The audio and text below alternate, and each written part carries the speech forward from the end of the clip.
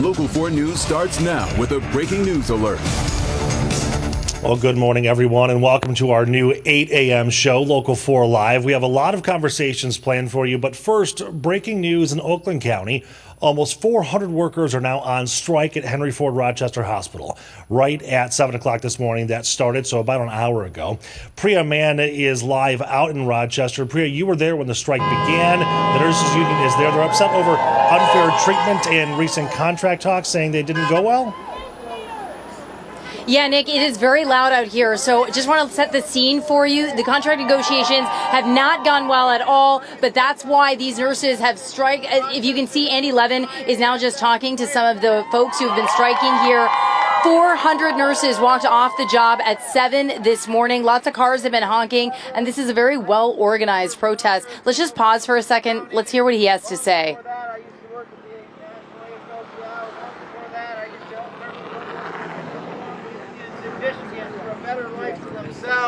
And for better care for their patients. All right, let's go back to the 1980s. So listen, first of all, what is going on in this world with Henry Ford Health Systems? I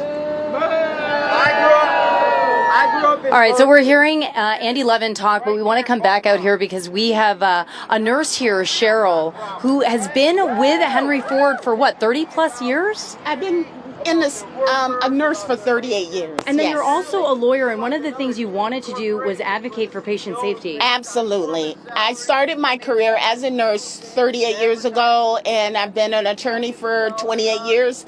But I became an attorney because I wanted to become a better patient advocate. I started my career here at Henry Ford 38 years ago and came here when this was Crittenton Hospital, and I was excited that this was becoming Henry Ford again, that I would end my career here. But this is not the same Henry Ford that I'm used to. Can you give us a sense of what you're up against, what staffing is like, what the nurse-to-patient ratio has been like for you and your fellow nurses? Absolutely. In our ICU, we've been taking care of 3-4 patients at a time, even when these patients should be singled as one nurse to one patient. It is not uncommon for us to take care of up to 3 to 4 patients in the ICU, and that creates an unsafe working environment. The analogy that I have in my mind is being able to drive a car with only 3 wheels. It doesn't provide for safety for the driver nor the passengers, and it doesn't provide for safety for anyone that's otherwise on the road. And so we have to get to a place where we have minimum staffing, that we are driving with 4 wheels. We are out here as nurses pulling the andon cord. We are putting a stop to this production line so that we can continue to provide the safe staffing that we need. Now, we've been talking about negotiations here with Henry Ford. Those, of course, fell apart. We do have a statement from Henry Ford Rochester, and in that statement, they say we staff our hospitals based on patient volumes and other factors. Mandated staffing ratios hinder our ability to adapt to varying patient conditions. We are giving every Henry Ford Rochester nurse the option to work during the strike and receive their full pay. We are not locking out striking nurses. What's your response to that? My response to it is it's all a lie. It's what they have to say. We are out here. We voted unanimously. 86% of the nurses voted to strike. That's very telling. We voted to strike for 3 days. We have been locked out for 2 additional days. And do I think that that's punishment for what we're out here doing? Absolutely. And so we have to get to a place where we are providing for our patients and we are living up to our values. You see on that wall that it says, we go for it. Well, we're out here as nurses and we're going for it right now to provide safe staffing for our community. And so I thank you for being here today to give us a voice. Thank you so much, Cheryl, for talking to me. And again, the nurses walking off the job at 7 this morning, they'll continue to be out here through 7 p.m. tonight, and they'll continue to do that until their demands, as Cheryl has been talking about, are met. Reporting live here in Rochester, I'm Priya Mann. Nick, I'll send it back to you. All right, Priya, thank you very much. A pretty fluid situation out there. We appreciate that update.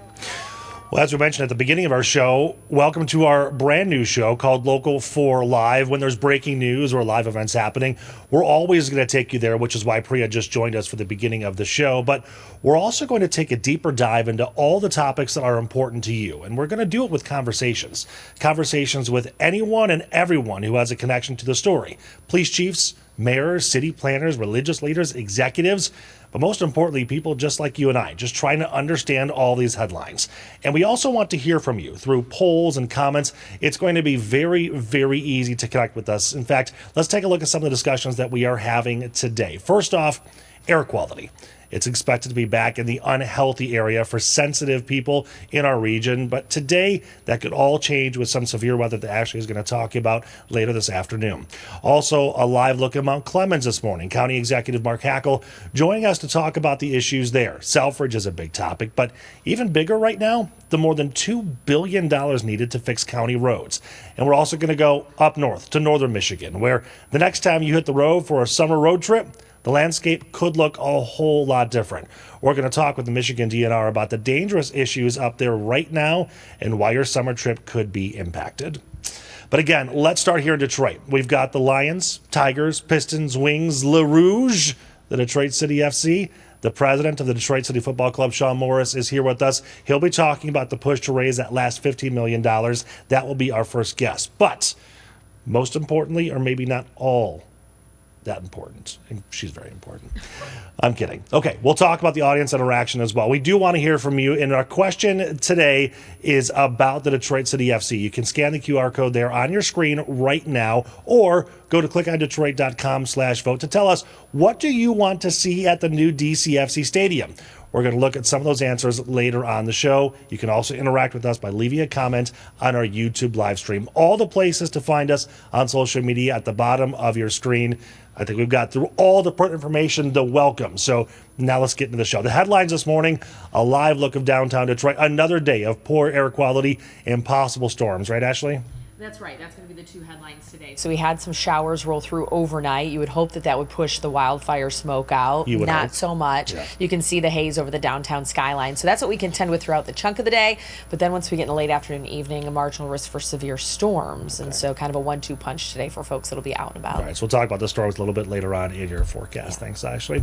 A live look over Metro Airport now, where President Trump's new travel ban is now in effect. This means people from more than a dozen countries cannot come to the United States. The ban impacts mainly African and Middle Eastern countries. President Trump is pointing to that recent anti-Semitic attack in Colorado as an example for why the ban is needed. It's important to point out, though, the alleged attacker comes from Egypt, which is not on the list of banned countries. In Los Angeles today, where the city could be in for another day of protests. Hundreds of people taking to the streets all weekend long to protest recent immigration raids across the city. President Trump sent 2,000 National Guard members. The protest even spilling out to one of LA's busiest highways, as you can see here, stopping the traffic. Many leaders are trying to figure out what to do. 22 Democratic governors condemned the deployment of the National Guard, calling it an abuse of power. We're going to follow those protests all day long. Okay, throughout history, Detroit has been blessed with the big four sports teams: Pistons, Wings, Tigers, Lions. But now we have Le Rouge, the Detroit City Football Club. In 2012, a group of friends and entrepreneurs created DCFC. The first games were played at Cass Tech. Then in 2016, the games moved to Keyworth Stadium over in Hamtramck. There was a community investment drive raising $741,000 to improve that stadium in Hamtramck. And then last year, the big announcement: a new stadium in Southwest Detroit at the site of the old Southwest Detroit Hospital. The club just filed with the SEC to raise the final $15 million, and one event that everyone keeps talking about in all your games. CEO Sean, thank you so much for coming in today. I want to talk about this push for the final $15 million. This is a big deal because this essentially gets you over that last finish line, doesn't it? Yeah, I mean, Maybe there's more. we've been on a pretty amazing journey. As you're referencing there, that goes back to 2012, it's been an amazing ride, and we had a lot of fun at Cass Tech, and Keyworth and Hamtramck's been a great home to us. But a few years ago, we decided we need a home for that was properly our own, and one that was fitting for this sport in this community, and for this club and for the supporters around it. So, we've been on a capital raise for quite a while now, and now we're heading down the final stretch, both in terms of equity raise, but also the debt for the stadium. I read an article, and you were quoted in essentially saying that filing with the SEC gives you the ability to just start collecting the checks that have been promised to you. Do you have a lot of people lined up ready to hand in some money? Yeah, I mean, so far, just in the last year, we've raised over $35 million already towards the stadium project, and so this is the last tranche. So, this is unique in that. This whole project's been very unique in that, like, I'm a guy who lives in Southwest Detroit. I live just a few blocks from the actual billionaire backer behind us. There has been this amazing community around this club, and so a lot of different individuals have been participating in all kinds of ways over the years, and now there's a series of investors. And so we're looking to round out the ownership group and close out those conversations and start finalizing the project here. We're looking at some video right now of some matches you've had in Hamtramck at Keyworth, and you mentioned community, and this really does feel like a community team. Is that something you were going for, or did it just kind of happen naturally, or maybe both? I mean, it was started out like just who we are, right? Like, it was started by 5 guys who live here in the city, and this was a reflection of our passion for the city of Detroit in particular. And so now that's manifested in that, like, it's a very unique thing that, like, in American sports, where the actual ownership group lives in the same zip code as the stadium project. Like, that's not normal. And so this is how we kind of organically grew, but it's ultimately kind of core to who we are, is being rooted in this community. My kids go to Detroit Public School, just a few blocks from the stadium site, right? And, like, we interact with our fans at the grocery store, and it's like, this is when we have these shows like Welcome to Wrexham and everything like that now are nationally popular in the U.S. Like, this is the closest thing you have that in America, right? We're looking at video right now of the new home, eventually, of DCFC. What was the process like to buy this old hospital? And you still have some hurdles to get eventually to the Detroit City Council to get about $5 million back in tax reimbursements, right? Well, yeah, it started a few years ago where we realized that we needed a permanent home, right? And so we were looking at sites across the city. And I was in conversations with the mayor's office where, they suggested us that we talk to the folks at Michigan Central, not just about, obviously, the amazing transformation there, but like the future of that site, and obviously, like, living in that neighborhood, and seeing the possibility of all the future development around there. It got the wheels turning for us about how remarkable a location this is, and a unique opportunity to tie Michigan Avenue in with Verner and bridge Corktown with Mexican Town, an area that has been largely vacant for over 2 decades now. And it's also a site that's amazingly accessible and highly visible with 96 and 75 right there. And it's an amazing opportunity to create a site that, like, is very neighborhood scaled and not just dropping a spaceship, which I think is core to, like, our values. Speaking of neighborhood, we had a conversation in the newsroom this morning. Is it Southwest Detroit, or is it Corktown, or is it both? So we say, we say it's Southwest Detroit, right? Like, that's how we identify it. And I guess I say that as, like, a longtime resident of Southwest Detroit, that, like, I think it's an opportunity to capture interest and support from a broader community. There were some articles and some headlines that I read about millions of gallons of water in a basement at the hospital. Is this true, and do you have to pump that out? Yeah.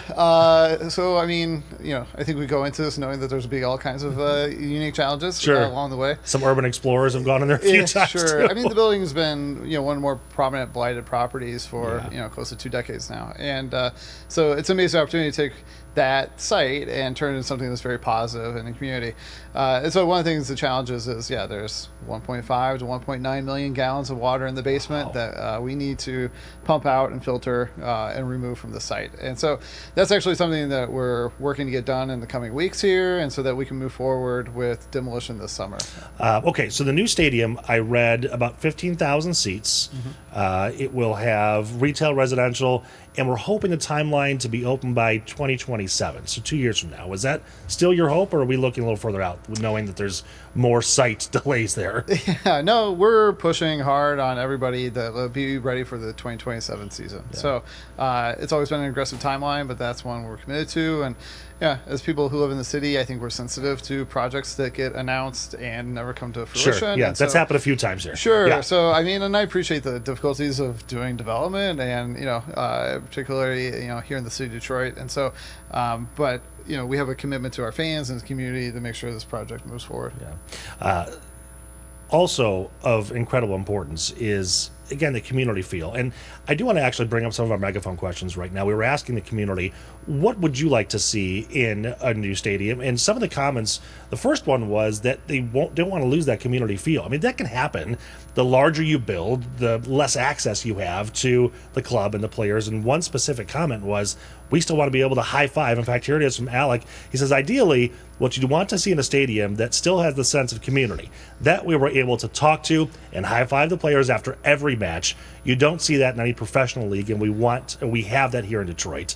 So I guess the first question to you is, can they still high five the players in the new stadium? Yeah, I mean, that's a conversation we're having with the architects where, they say there's standards, and we're like, yeah, but the standards have to meet our expectation. And that's one of the charms since Cass Tech and at Keyworth that's carried on, that it is awkwardly close from those fans on the front row who are singing and chanting the entire time at midfield, being able to give high fives to the players. And so you come to the game, and men's and women's teams, they do the lap around stadium, they give a high five to everybody, and win or loss, and so it's got to give you chills. You have to love watching that, win or loss.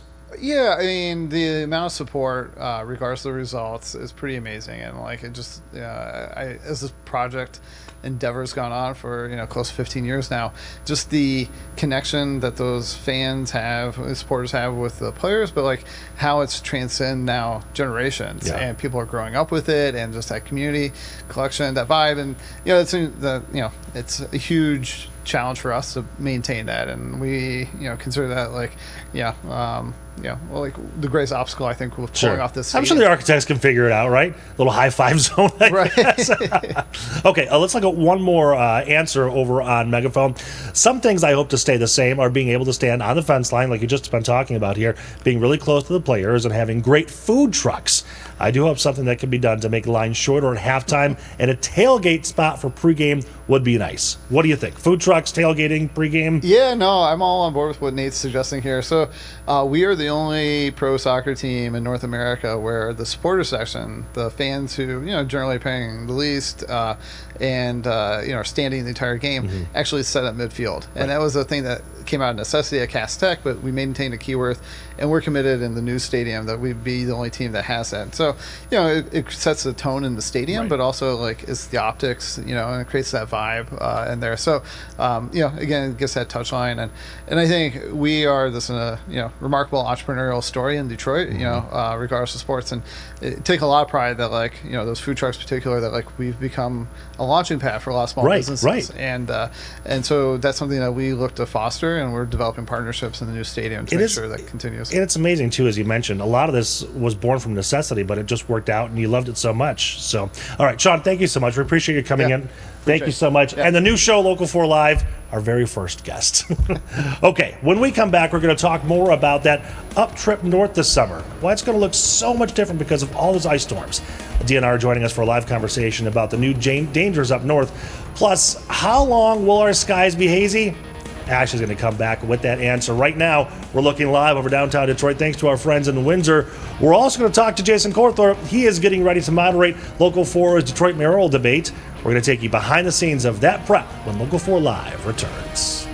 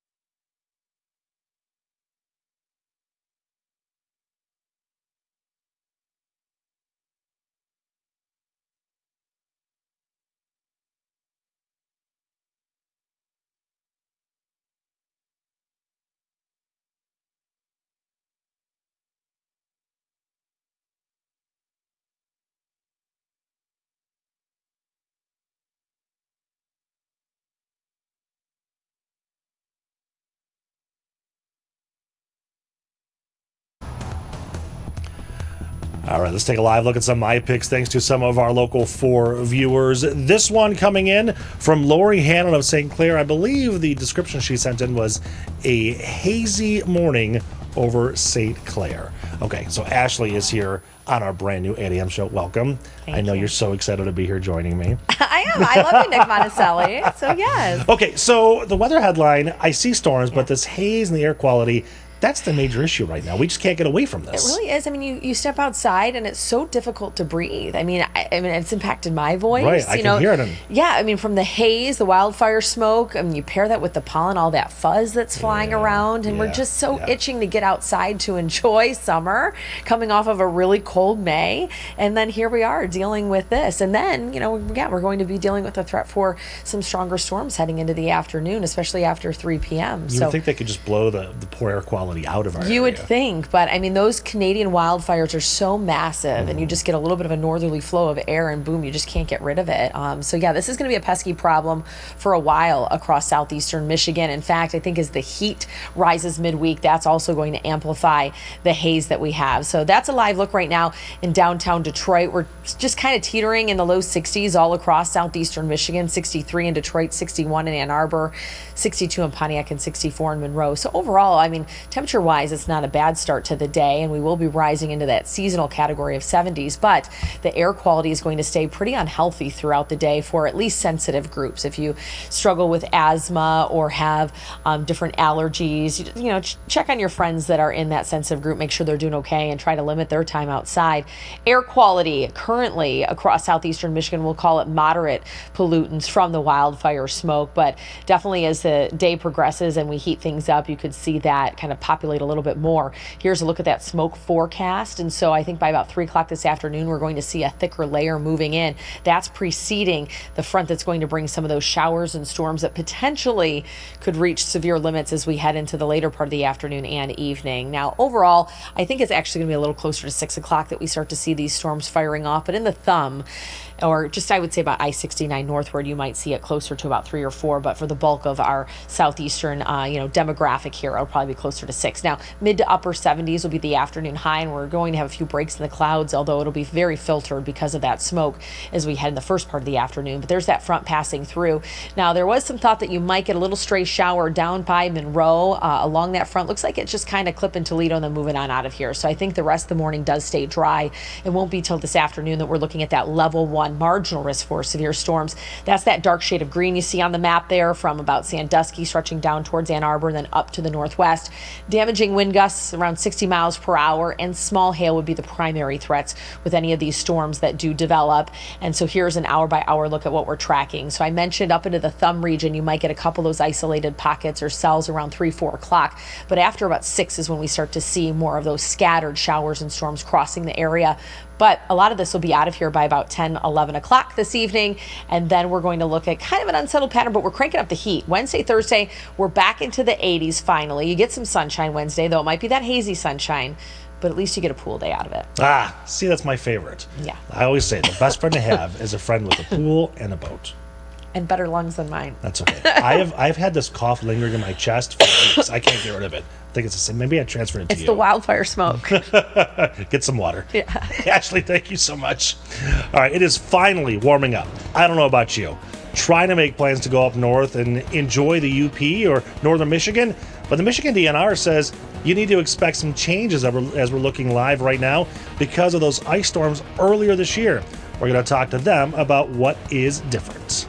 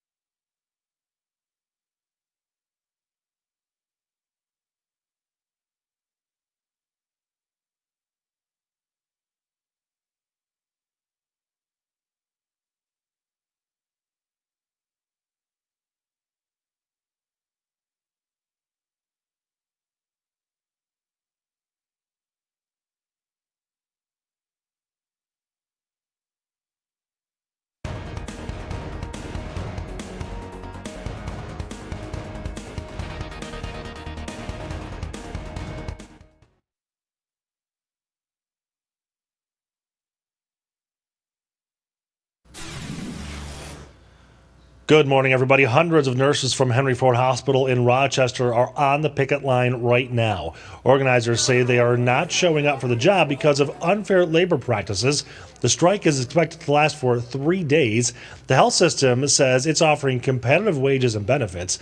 It's letting nurses work during the strike and receive their full pay. Now, if you haven't done so, switch over to Local 4 Plus right now. That's where our brand new show, Local 4 Live, has begun. A lot of good conversations coming up on the show. We have Macomb County Executive Mark Hackle live in studio. The struggle to find the $2 billion the county needs to fix the roads with a shrinking budget from Lansing.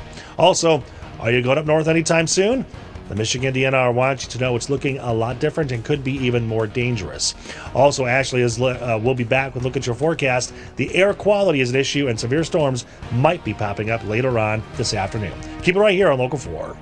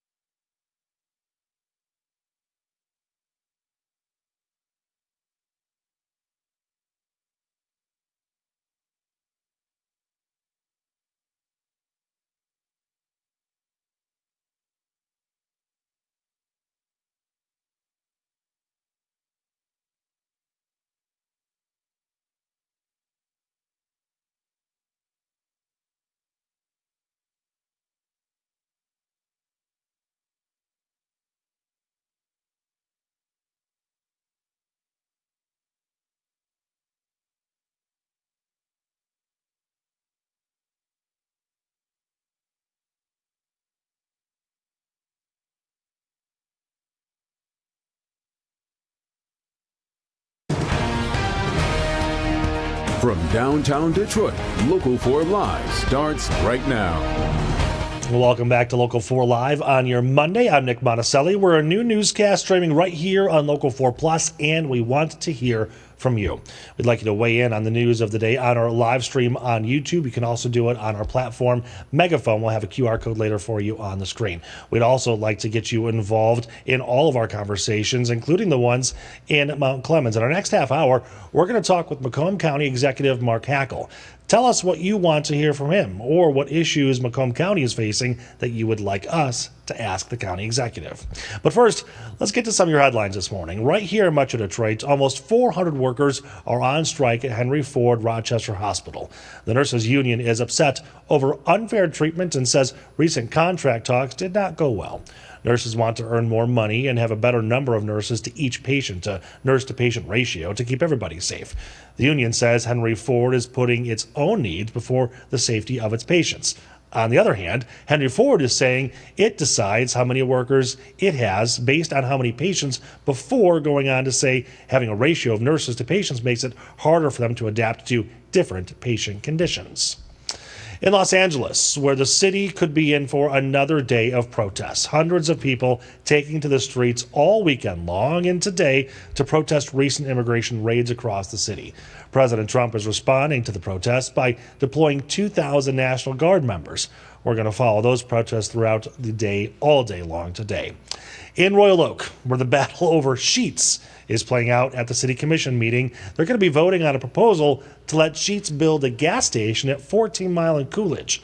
Earlier this year, the city said yes to a request to start the new gas station. However, many in the community are worried the Sheetz will cause more traffic and make the area louder. That meeting is happening tonight at Royal Oak City Hall starting at 7:30. A live look now at the stocks. The futures board this morning, less than 1 hour until the markets opened, and Wall Street is preparing for an important Fed meeting happening next week. You can see right now most of the futures up just a little bit with some in the red. We're getting 2 key inflation reports later on this week. On Wednesday, we're going to get the latest on consumer prices. Wall Street also watching for developments in today's U.S.-China trade talks happening in London. Right now, the future is looking again mixed. We're going to see what happens when those markets open at 9:30, so about an hour from now. Okay, let's go up north. A live look at Harbor Springs this morning. That's where the landscape is drastically different after those spring ice storms back in March. In fact, the Michigan DNR is putting out some new information reminding everybody that any trips up north this summer will be and will look much different. We were up north just after those ice storms, and take a look at what our photography crews were capturing and what it looked like there. The ice proved destructive to many, many trees, causing most of them to snap from the heavy weight.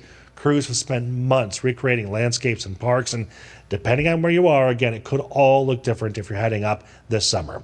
I want to show you this quote from the Michigan DNR that kind of sheds a lot of light on how powerful ice storms can be. It says, ice can increase the weight of tree branches by up to a factor of 100 times. It was too much weight for many trees to bear, and by the time the ice melted, the northern Michigan landscape was forever changed. Joining us today to talk about that changing landscape of Michigan is Ron Olson with the Michigan DNR. He's joining us virtually via Zoom. Ron, thank you so much. Before we start, I want to show everyone something that's up live on your website right now. It's a really great in-depth look at the damage up north, and here's some of the bullet points on the left side of the screen. On impacted land, approximately 919,000 acres of state forest land, which, according to you guys, is nearly 25% of the entire state forest system. 3,400 miles of state forest roads, and you know, that is the driving distance from Mackinac City to Miami and then back again. 19 state parks, 54 state forest campgrounds, 169 boating access sites, nearly 3,300 miles of motorized and non-motorized trails. Ron, I saw those numbers for the first time this morning. I was shocked. I knew it was bad. I didn't know it was that bad. Yeah, I was up there a couple of times myself. I was up there right after the storm, and it was the worst I've seen it in ever. As you say, the ice stripped branches off in many areas, and trees fell down, and we went to many of the parks, and you're right. Fortunately, our busy crews got together and got going, and we started work right after the ice storm, right after the 31st, and the first of the month, and got going on that. And our goal was to reopen the areas that were mostly visited by the public, which were the state parks.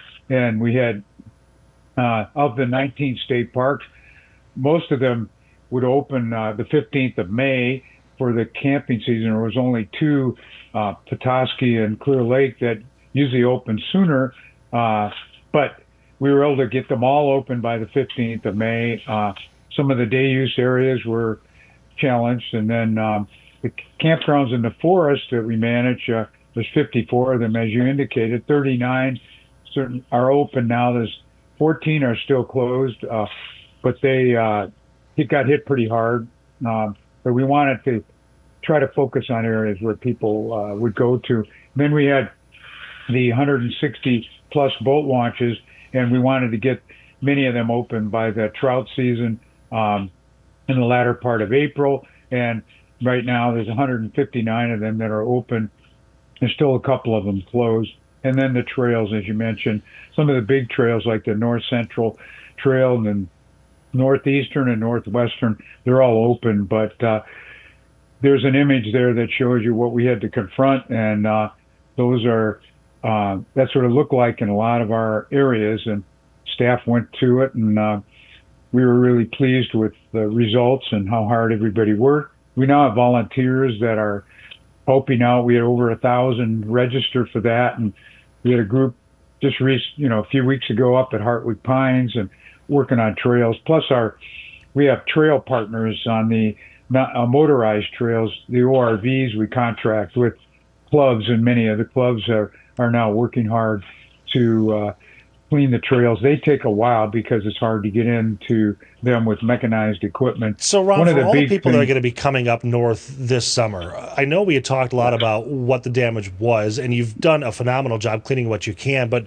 there's still probably a lot of debris, a lot of things that people still need to be cautious of.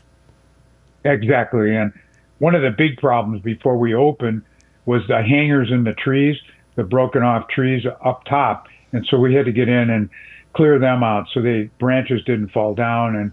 But the landscape clearly is different, and we expect people to realize that there'll be stumps and there'll be trees that once were there that are gone and things like that. But the natural features such as the lakes and streams and the areas where people go to enjoy themselves are there, but it definitely is different. Now, what about wildfire danger? Because I would assume with a lot of now dying and dead, decaying trees that wildfire danger is probably going to be an issue. Yeah, exactly. Our forestry division is keeping a very watchful eye on that. There has been some rains and things like that, but with all that fuel from the debris on the ground, that's something that we're watching, and we want people to up in that area to avoid doing brush piles and burning their debris for the reason that it could spread. And obviously, as we approach July 4th and things like that, to be very vigilant about fireworks and all those sorts of things, because if it dries out, that could be really, really a difficult situation with what's on the ground right now, and that's going to take quite a while to have that.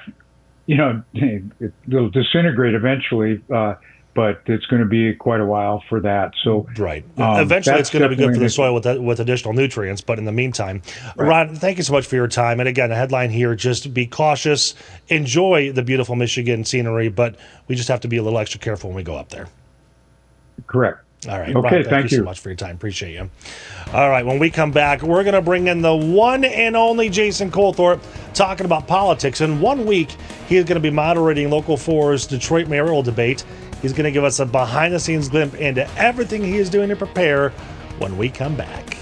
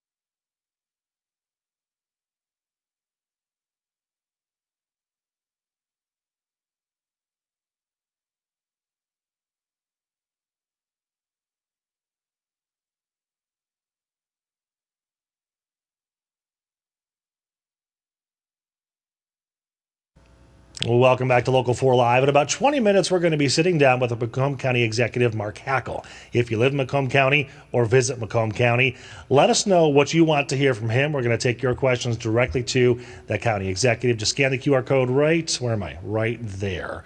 Or you can go to clickondetroit.com/vote. Okay, let's talk politics. This guy over here loves politics and what's next in for the city of Detroit. Jason Colthorpe is moderating a mayoral debate in 1 week. It's Tuesday next week, isn't it? Monday night. Yeah, Monday night. I should get my day straight first. That's all okay. right. First of all, you kind of had a good insight into some of these talking points when you were up at Mackinac. Yeah, that was a really interesting week. My first time covering the policy conference up there, and thankfully Devin was still up there for just because he can't get show away you from it. what rooms to go into. Well, it was more like, hey, if can I text you through? It was. I was looking for an expert on something that broke up there, and I was like, hey, who should I? This person or this person? He goes, use that person. He's just a wealth of knowledge. Yeah. We love Devin. But anyway, that was quite interesting, and we had what was I think the second debate amongst the mayoral candidates. There was one originally that was kind of internet-based. Charlie LaDuff's team did that. Right. And that was everyone. Right. And I don't know if it was all 9 showed up, but at least 8 did, and it got a little crazy, to say the least. So up at Mackinac, they decided to have 5, and they chose Solomon Kinlock, Mary Sheffield, Santil Jenkins, James Craig, and Fred Durhall III. Right. So what we did for our debate that's coming up, and I'll revisit what happened up north a little bit, but we put out polling last week, and we've covered it, and you've probably seen it a little bit, but the polling, and our threshold was going to be 10% with the margin of error. Okay. And 4 candidates hit that. So at our debate, we're expecting, I believe we just went over the rules last week with all the campaigns of Kinlock, Sheffield, Craig, and Santil Jenkins. Okay. So just those 4 will be a part of ours. And I know there's been a little out, and you can understand why the rest of the candidates want to make their voices heard. Sure. If you've ever watched a debate, the more you put on stage, the tougher it is to kind of drill down and get to the issues. The actual issues, exactly. So, yeah. Right. And it's not just us. I mean, every single debate across the country has some thresholds. Yeah. That's how this thing works. And it's tough because I hate leaving people out as well. Sure. So we'll see down the road. Maybe there's something we can do on Flashpoint before the election or There you before go. the primary, Yeah, right. where we can get the other half of those candidates in. So at Mackinac, they have that debate going on, and it was interesting to see them all, who was kind of facing off with one another. Durhall kind of squared off with Kinlock once, and then Craig and Jenkins. They have the opponents they think they need to tackle. Right. And from up close, it was just kind of like, oh. So, and then Santil Jenkins was kind of, she didn't really take shots at anybody. And Okay. she, in my mind, it felt like she was the only one who, and I'd heard some pundits we'd had on Flashpoint say, I'm really surprised nobody is trying to make the case that they're the next Mike Duggan. Sure. Right. If you like what you see, and she was the only one, if I remember correctly, I'm sure somebody else said it, but she made a direct plea like, hey, if you like what you've seen here, vote for me. If you like this, vote for me. And you had the roundtable on Flashpoint, didn't you? We did. That's yeah. awesome. Jason, what stood out to you on the mayoral debate up at Mackinac? I will say my biggest takeaway is how much trouble we're in moving forward, following up on the 12 years of Mike Duggan's leadership. I think each candidate brings something to the table, but I think when you look at over 10 years, general fund revenues have been flat at about $1.5 billion. You got police and fire contracts that are coming up. You got the end of the Biden bucks. There's not a lot of revenue opportunities to generate for the city moving forward. And whoever has to follow Duggan has a lot of hard work ahead of them. James Craig tried to use that to his advantage, Portia, talking about the federal dollars disappearing. But we have new poll numbers that we'll talk about in a minute, too. But it doesn't look, he's got a lot of ground to make up. Yeah, he has a lot of ground to make up. As somebody who is a Republican running in Detroit, it's going to be hard for people to jump on that bandwagon. I agree with Jason that there's no money, and that's going to be the biggest issue. We've got great candidates, I think, across the board. This is the first time we've had a really good, solid group of candidates running for mayor, and I think that's great for the citizens of Detroit. But I think nobody really understands how different it's going to be in the next 4 years than it has been in the last 12. Yeah, and you had said up there that whoever wins this, quote unquote, might get a financial bump. Steve, I'll start with you. What did you see see from your vantage point? I mean, you're right. Not much. Not much. I think they could have done better with moderators on the debate. No, I thought all of the candidates showed more of themselves, at least to me, than they had in some of the other places I had seen them. And we designed the questions to be able to do that, to let them make their best case about how they would handle. And they were very direct. And they were. I thought they were all very direct. There was not a lot of sniping among them, which I thought was good. I'm still going back and watching different parts of it to see how I can evaluate it. I mean, when you're doing it, when you're moderating it, you don't really hear everything. But I did think that Fred Durhal stood out, and many people who saw it on the island told me they thought he stood out more than the others. So I don't know. I don't know how much it all matters in the end, right? Polling that we're going to talk about is still lagging a little bit there. What did you take away from it, Nolan? This, I'm with Jason in terms of this lack of continuity. There's no sense here, no confidence coming out of that debate that what we've seen over the last 12 years will continue over the next 4. And, I fault Mike Duggan in a way for that. He had time here to develop a successor, to develop an heir apparent, if you will, someone who would have been by his side throughout that. Somebody like Portia Roberson, who would have. Every time we're on the show, this comes up. That sense of handing off to a competent successor. Now, I thought all 6 of these folks, or 5 of these folks, that were in the debate, offered some substance. I was impressed by Santil Jenkins. I think she is, she's versed in the issues. She's had some leadership experience.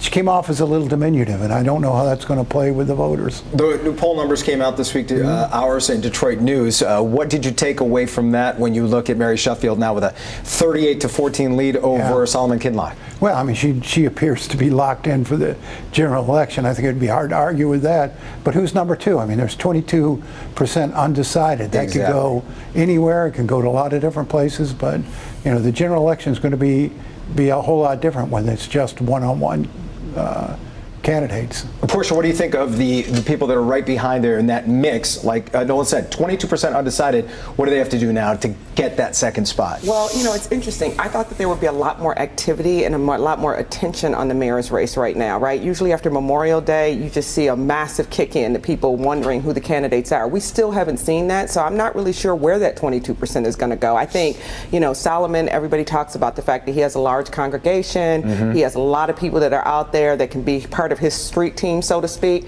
So, he looks like he might do it. But I also think that Santil is really, as Nolan said, versed in the issues. And I think if she can break through a little bit, she's going to pick up a good number of that 22%. All right, as you said there, Jason, or we heard Nolan say 22% undecided. So your debate on Monday night is going to be key. Yeah, and even if one person got all 22%, at least according to the latest polling, they wouldn't catch Mary Sheffield. But they don't have to. They made really good points. It's a completely different race when it's 9 people. Once you get into that one-on-one, and somebody else made the point that they've seen in the past, I think it was Stephen Henderson, a lot of people who win the primary don't win the general election. Right. Because now it becomes a completely different dynamic. Right. So. All righty, we're going to make you a weekly guest every Monday right here. Don't leave us. I'm not far away. All right, Jason. Thanks, bud. See you, buddy. Okay, when we come back, a final check of your weather. We're going to look live at Corktown right now. Ashley is back with your air quality issues and some potential storms.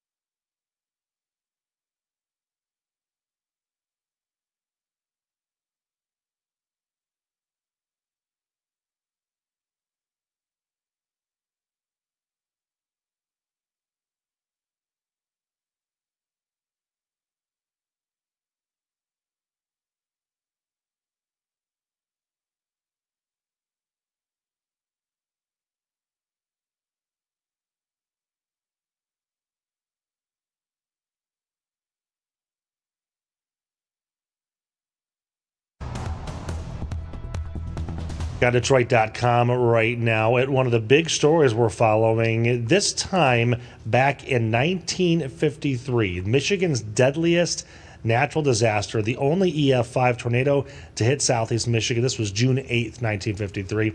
That tornado destroyed communities in Flint and Beecher. 11 people were killed and more than 800 were hurt. To read more about that devastating tornado and the recovery, go to our homepage at clickondetroit.com.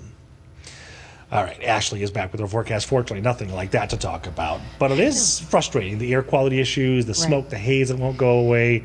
Your voice is having issues. I know. And there are a lot of folks that are just like me, struggling from that air quality. And then, of course, the pollutants and the pollen and all of that out there. But, you mentioned the historic date for that tornado. I mean, we do have a threat for some severe weather today. I don't expect tornadic activity. Right. But so far, we have cracked the top 10 for the most active tornado season so far. Yeah, across the state of Michigan. Okay. So, of course, we are still in the heart of what would be severe weather season. But I don't want to skip over the air quality. You hear it in my voice. We're all suffering from it. The wildfire smoke certainly going to continue to be an issue, regardless if we have storms or not firing off this afternoon, reaching unhealthy limits, especially for sensitive groups. And that just means those that suffer from some breathing issues like asthma. Air quality. So moderate pollutants draping the area right now as we're taking a live look at what that air quality index is, and you can visually see the haze across Metro Detroit from the sky cam that we are looking at. And so very much that kind of milky look off on the horizon from the pollutants out there. We're in the 60s across the area, so 63 in the city, 61 in Ann Arbor, then 62 in Pontiac, and 64 in Monroe. So we've gone up a couple degrees since we reached the coolest point of the morning, but we'll get into the 70s this afternoon. However, that smoke will likely thicken up before it gets better. So this is a look at the smoke forecast by about 3 o'clock this afternoon, pumping in a thicker layer before you get a little more clearing on the west side of the state by the overnight. And so hopefully this round of showers and that front will push some of that out of here, at least briefly. But we do have a chance for some storms, given that we have that cold front that'll clash with the warm, humid air mass. And so after about 5, 6, I think is our better chance of seeing some of those scattered storms develop. We do get into the mid to upper 70s this afternoon, which is pretty seasonal. You see that front pushing through, and so we do have a bit of clearing off to the west, but it's going to be with that low pressure system as well going into the later part of today that we will possibly get that marginal risk of strong to severe storms. So damaging wind gusts, hail, the primary threat, especially for folks along the line of Sandusky to Ann Arbor and to the northwest. That's a level 1 on a 5-level scale. And so a quick look at that hour by hour for you. By about 3:30, you might see something kind of popcorn off into the thumb region, but after 6 is when we have more of those scattered showers pushing across the metro area. And then a lot of that's out of here by the time we get to about 10, 11 o'clock tonight. So that's that little window that we're looking at, and Tuesday shapes up to be rather dry, and we'll really be cranking up the heat as we go into Wednesday. So hazy sunshine, possibly a little breezy, but 84. So finally some lake and pool weather for you. 82 come Thursday, and then back in the mid 70s as we go into the upcoming weekend. I don't know if I've ever seen such a perfectly defined visual of scattered showers. Just little dots here and there, just all over the map. Absolutely. Little guys popping up. Right. I know, and that's what frustrates people. Like, you said it was going to rain. I'm like, well, when it's scattered, it's sunny in one spot and raining another. Right, Yeah. Monroe, you got something, right? Right. Rochester, you're fine. All right, Ashley, thank you so much. All right, how you liking the first hour of our brand new show so far? Don't go anywhere, because next up, Macomb County Executive Mark Hackle joining us in studio. In fact, I think he just walked in. Did he? There he is, looking dapper in the corner. What should we talk about? Tell us your questions you would like answered by scanning that QR code on your screen right now, or go to clickondetroit.com/vote. Plus, Damon Fernandez is joining us with one of the most memorable stories he's covered all year long. You don't want to miss it. It involves an adorable little girl and Wicked. Plus, breaking news and weather always right here on Local 4 Live.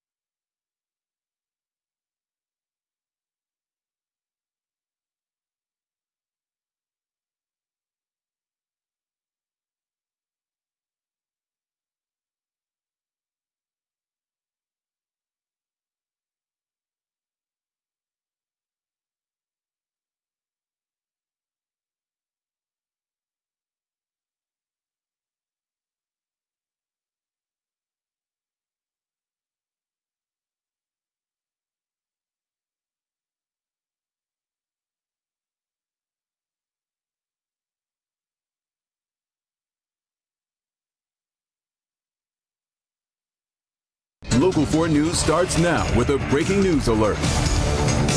Good morning, everybody. Welcome to our brand new show here, Local 4 Live. We're now at 9 o'clock on Local 4 Plus. A lot of things to break down for you today, but we do want to start with this breaking news over in Oakland County.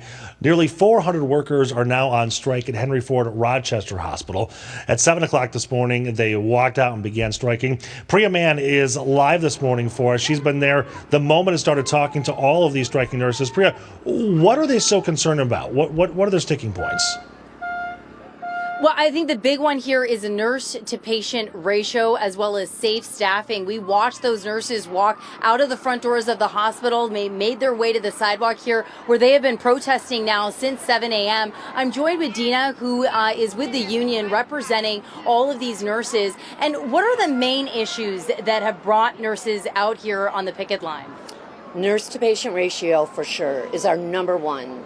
And I'm proud that that's what they, over wages, they care about their nurse-to-patient ratio.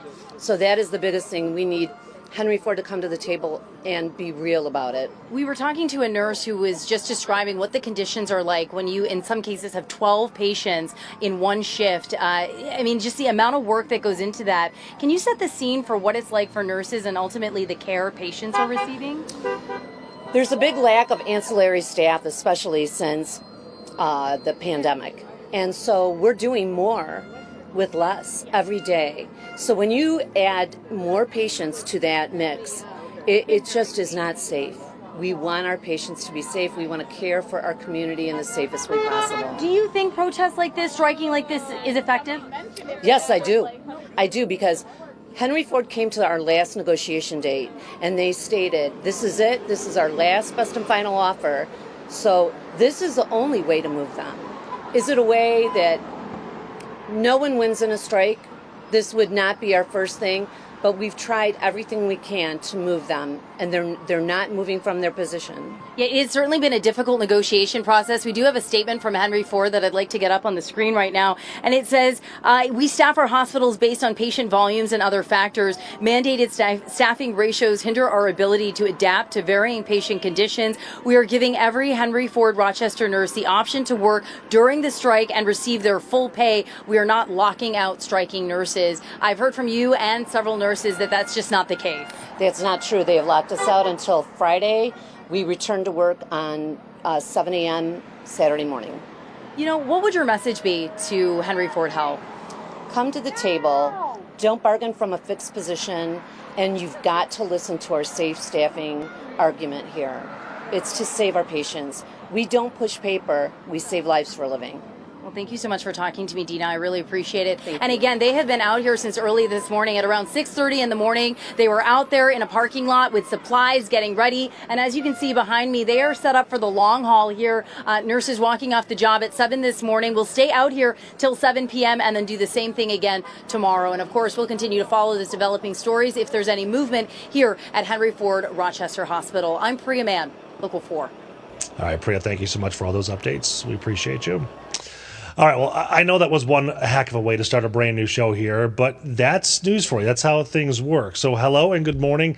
It is Monday, June 9th. It's also the first day, as we mentioned, of our brand new show here on Local 4 Live. This is a streaming show. We're going to be live from 8 to 10 o'clock in the morning, and the best way for me to describe this is just extra context. We have more time to have discussions about what's happening in the world. We can answer some of the why, and we're going to do that by bringing a lot of people onto the show. We'll also take a deeper dive into a lot of things happening throughout the area, and again, more context answering that why.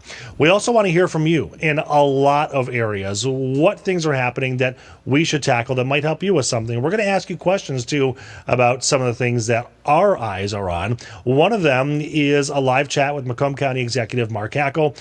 So without further ado, let's get to some of your headlines for today, and we'll talk about everything that is happening. Let's start off with the live shot we we have right now over not only Mount Clemens in Macomb County, but Detroit and over in New York, where it looks like we've got some cloud cover that could also be haze from those Canadian wildfires. Well, one of the things that we'd like to discuss and have you join part of the conversation is that Macomb County issue. But before we get there, let's have headlines and talk about exactly what's happening, not only in Metro Detroit, but also what's happening across the U.S. and in the globe. It is 6 a.m. in Los Angeles as we speak right now. We're watching the third day of protests about to get underway. Thousands of protesters are taking to the streets responding to that deployment of the National Guard. Officials say the Guard blocked off a major freeway as police used tear gas, rubber bullets, and flashbangs to control the crowd. The protests erupted on Friday after at least 44 people were arrested by federal immigration agents and continued overnight, resulting in clashes between law enforcement and protesters. This is the first time the National Guard has been called to Los Angeles since 1992. And of course, we're going to stay on top of that story as it develops. Meanwhile, here at home, activists are protesting President Trump's response to the ongoing demonstrations. Dozens of activists gathered outside and all throughout the area of Detroit's an ICE field office over on Michigan Avenue, standing in solidarity with the LA protesters, with concerns that other cities could face the same response to similar protests. Another protest is planned in Southwest Detroit as well. That is planned for Saturday at 1 p.m. over in Clark Park. There's also a double homicide we're keeping our eyes on. Police continue to investigate what led up to a shooting on Detroit's west side. On Sunday, 2 men were found shot dead on Graydale Street. That happened around 3 o'clock in the morning. Not many details are known, but police do have a suspect in custody. We'll continue following the story and update you as we learn more. In Royal Oak, leaders on that Royal Oak City Commission voting on a proposal to allow Sheetz to build a gas station at one intersection at 14 Mile and Coolidge. Now, earlier this year, the city approved a conditional zoning request that would pave the way for construction to start on that new gas station. Many in the community have raised concerns about that development, citing traffic, maybe some increased noise in the area. Tonight, the City Commission will meet in Royal Oak City Hall at 7:30 p.m. All right, we have been teasing this all morning long. You're looking live now on Mount Clemens, where that is the office of the Macomb County Executive. He's joining us live now. Mark Hackle is right here. There's so much happening in Macomb County, so much to talk about. But I do want to start with the roads. I don't want to say they're the worst in Metro Detroit, but you have some challenges. I think you and I were talking earlier, somewhere north of $2 billion is needed to fix all the roads in the county. You don't have that kind of cash. Where can you get that kind of cash? Because I know the funds are drying up in Lansing. Yeah, and we account for about 40% of those roads in Macomb County. Okay. You got county road departments, you got cities that are responsible, and then obviously you got the state that are responsible for some of the main trunk lines. But when you talk about that, that billions of dollars that we need right now, that's not what we're looking for. We're not looking for billions of dollars to fix all of our road problems in Macomb County. What we're looking for is kind of a new way of funding that can support progressively getting better. So in other words, when we look at our roads right now, the funding that we have, we continuously see the decline in the roads and our ability to keep up with that.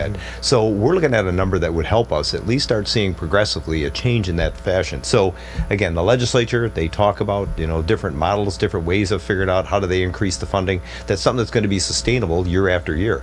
And we've never been able to, I guess if you will, make a decision, the legislature, to figure out how do they sustain road funding at the local level. Governor, credit to her, she was able to figure out how do we bond roads for the state and the state highways, and we're seeing those roads being fixed. And the question is, how do they pay back those bonds and the challenges there? So I've talked to Matt Hall, Eric Nesbitt, and the governor, and I'm comfortable knowing that they're actually going to be doing something shortly here to actually find some way to sustain the road funding for locals.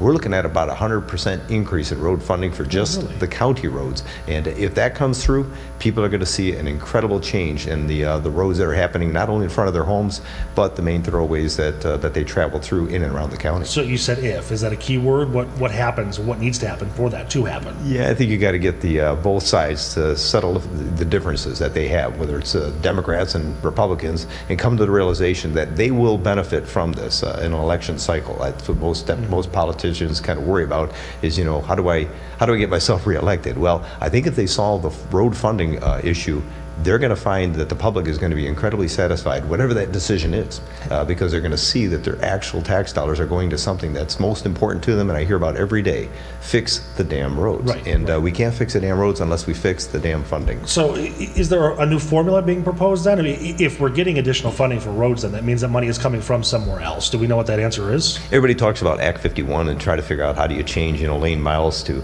actual, the number of lanes as opposed to that. That I don't think is going to be touched. I think that's been talked about for too long, and it's an incredible challenge. So yes, there's going to be some different funding. Is it going to mean increased taxes? Is it going to be shifting of funding for other areas within the budget? There's a conversation that's taking place. I'm one of those that's going to be supportive of whatever that decision is. We will help the legislature try to get our representatives coming from Macomb County to support that. So I think there's a clear path forward. I think there's going to be an opportunity because you've got both sides. At least I know the Republicans are committed to doing this. I know the governor is committed to doing this. It's making sure the Democrats are satisfied with their input as they kind of muddle through this. I think it's going to take a while, but I think by the end of the year, we're finally going to have something coming out of this legislature. Do you think that is one of the key issues that taxpayers in Macomb County or Oakland or Wayne care about? No question. I mean, since day one, I've been doing this county executive responsibility for the last 15 years, and it is still from day one and currently every day. That's what I hear people talking about is, the roads in front of their homes, their subdivisions, main thoroughways going through the county. People are constantly concerned about the roads and fixing those roads. And that has been our number one challenge is we could fix every road. I look at Mountain Road. That was the poster child of bad roads around the entire state of Michigan. And we were able to fix that. How do we fix it? We got funding from the federal government, state government, and county. We actually got the funding to actually support that. And now it is no longer one of the roads people are talking about. In fact, when they do talk about Mountain Road, they're amazed at the transformation. So we can fix it if we have the funding. I don't know if you have the data in front of you, but I know there's been lots of grading on roads. Where do yours stand in the county? Yeah, that's the challenge. In other words, they call it the red, green, and yellow. So in other words, we have a lot of roads that are now turning into the red situation, which means they're challenged where we need to fix them. I mean, we've got to tear them up and do something different. The yellow are meaning they're getting to the point where they're going to be in that green, or in that red area where we're going to have a problem. We're seeing more of that transformation from yellow to red as opposed to fixing roads and having the green pasture. What's the percentage of how many are red or right getting now, there? Well, well over 50%. Oh, really? Yes, and that's the challenge we're facing, and we're seeing the yellow that are going to be transferring into that same section there quicker. So that's what we need that sustainable funding for. So that when we do fix them, we're starting to see that progression towards having better roads. More of the green roads, if you will. Not a Band-Aid fix. Right. Let's talk about Selfridge for a little while because the new fighter mission there was a huge win, not for the base, but for your economy as well. And I don't want to say people forget about that, but that is a major trickle down that injects probably millions into Macomb County. Yeah, no question about it. Again, the governor did the right thing. I got to say that because there's this She took a lot of flack for working on both sides there. Surprising. And again, it was, I think, a faction within the Democratic Party. But with that being said, I don't think anybody would disagree. That's what the governor's supposed to be doing is on behalf of the people of the state of Michigan, support initiatives and things that need to be done. And this we've been talking about for decades. And so the governor did that alongside President Trump, accepted the fact that we're going to get a new fighter mission. You're going to get 21 new F-15EXs coming to Macomb County, Selfridge Air Base. That's an enhancement, not just to Selfridge. It's an enhancement to every other base within the state of Michigan. It's an enhancement to our defense industry. So this was without question the most responsible thing the governor could have done was go there and say, yes, we want these. And on top of that, there was the statement made by the president that we're also going to get to be able to keep the refuelers. So if you think about it, 21 the F-15s coming. The acronyms get me too. I know. The F-15EX is coming to Selfridge Air Base. That's about a $2.1 billion investment. Along with those refuelers, you're talking about another $1.5 billion. We're looking at about $3.5 billion of airplanes coming to Selfridge Air Base. And then the people and the mechanics and the pilot, everybody behind that, they live on base or in Macomb County. And in Boeing having a presence here, you're going to see. Obviously, it's going to be an increased presence on those that are dealing with the fighters and as well as those refuelers, and it's going to have an increase in the manufacturing happening in and around Southeast Michigan. So that's why I want to ask you too. Is that I don't know the names and I haven't been inside there because they're defense contractors and we can't take a look inside. But I get the feeling that when an investment and a commitment like that is made, does that then mean that you've got more manufacturers, more contractors, more people willing, aerospace, to build along Mound and Van Dyke and start more projects in Macomb County. Exactly what it means, Nick. And so we're excited about that because, we're already starting to hear from a lot of those folks that are dealing with this from the manufacturers and those that are building the planes. They're already calling and reaching out, trying to figure out how do they have a presence here in Macomb County. And so with that, the state is already trying to figure out how do they make sure that there's the path forward for them to relocate to Southeast Michigan. And we're doing the same with our planning department. So it's an exciting time, and it's not just about the F-15s that are coming. It's about other opportunities that I think that's going to produce. Right. Other things happening in Macomb County. I don't think you can drive through the Mount Clemens area and not notice the construction at the Sheriff's Department and the jail.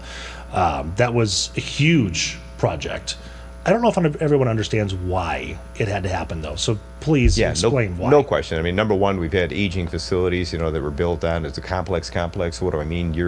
Decade after decade, they'd build new facilities, but they didn't get rid of the old. So, we have two major areas within, the housing units that are at that site, that were built in the 1950s, 1960s. People need to watch a movie where you see something, a throwback like Alcatraz. That's exactly what these facilities were, and they weren't sustainable. They're a challenge for us, and they're not the appropriate type of setting for the type of clients we're getting into the jails themselves. What do you mean by that? Well, what I mean by that is you got people with mental health and substance use problems or challenges, and we got to figure out how do we address that. And so the new facility that we're creating is going to take down some of the old, replace the beds that are necessary in the facility, but right-size the facility for people that have mental health and substance use problems. So that if we are dealing with them, we've got to figure out how do we deal with their challenges that they're facing, as opposed to just housing them and then putting them back out on the street. Right. And we're also making sure that when they come in, the central intake and assessment is about making sure we're assessing these folks when they come in 24/7, 365. Everyone in the county, every law enforcement agency that arrests somebody now has a location to drop these people off. The crimes that they commit, we'll put them through the system, but we're going to look at them and make a determination as to mental health, substance use, and we're working with those that are subject matter experts in the facility. And if we do have to get them out of the facility and hand them off, folks are going to be there that understand these issues, that are going to be able to help with that treatment portion of it. What would you say the numbers are on the number of mental health inmates versus substance abuse versus, I don't know if hardened criminal is the right term, but those, this is going to sound terrible, but that need to be locked up versus those that need some kind of other help? Yeah, if you think about it, probably 50 to 60% of the people that come in there have mental health or substance use issues. But the minute somebody is dropped off at the doors of the county jail, it could be just a normal person that got themselves caught up in a situation, maybe a drunk driving. When they come in there, they themselves are going to start to have some kind of an emotional situation that is going to be created by the fact that they're now in a place that they wouldn't normally be. Sure. And so we've got to address that. We've got to deal with that initially. But when you're talking about serious issues, mental health, substance use, that was a problem we faced in the 80s when they closed down mental health institutions, thinking there was going to be community-based support to deal with that. There wasn't. No community was prepared for that when they shut those down, and we found that jails became the new location. People with mental health and substance use issues found their way to, and but hospital not properly settings. equipped to deal with it. Right. And hospital settings. So there has been a challenge over the decades that we have not quite met. We're finally getting to the point where we're going to be able to do that with this new facility we have for those that come in contact with law enforcement. We're running out of time, but I did want to ask you a little bit about not only the current governor's race, but the Detroit mayoral race, because Detroit is not in your county, but I think what happens here in Detroit affects Macomb County. What are your thoughts on the current candidates and where that race is headed? I looked at the candidates as, I tend to look at it as when I first came in as county executive, what was my first mindset and thought about the region? And, mine was, Macomb adds value to the region adds value to Macomb. How do we embrace that? And I often see, these shirts that people wear and kind of that mantra that's out there, everybody versus Detroit. And I kind of want to flip the script on that. I'd hope the new mayor thinks that way too, and have more of a mindset of, everybody with Detroit. How do we get the mayor that's coming in to say, we want everybody to be focused on Detroit, but we want you to have a part of what we're doing, but we also want to reach out to the region. What is it that the region is looking for? Because we are the urban center of the region. And so with that, there's a lot of things we do, arts, entertainment, sports venues, eateries. There's so much that goes on in Detroit that people from the entire region embrace and support. Right. So everybody wants to be with Detroit. Yeah. And so I would hope that mindset carries itself through, and we are excited to work with whatever candidate comes through this election as the new mayor. I'm getting a hard rep, but I have to ask you one more question. Your name has been tossed around as a potential governor candidate for the state of Michigan. Where are you in that that I discussion? think about that. It goes back and forth in my mind as well. The challenge is more the political side of it. You're able to get through that, and the raising of the funds and trying to get out there, the endorsements and all that. I enjoy what I'm doing. Let's face it. I still miss being the sheriff. That was one of my favorite jobs. I adored that. But that's still to be told. I know it's getting to a point where you either got to make a decision, otherwise you're going to be cut out of the herd because there's so many other names there. But I haven't quite closed the door on it yet.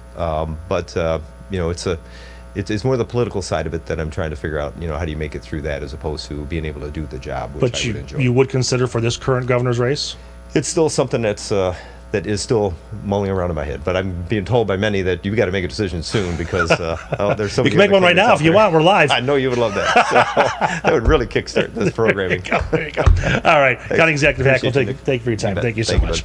All right, when we come back, we're going to talk more about things happening all through Metro Detroit. But first, a live look at downtown Detroit, a conversation with Ashley about temperatures, maybe some pool weather if you can go find one. But first, air quality and storms when we come back.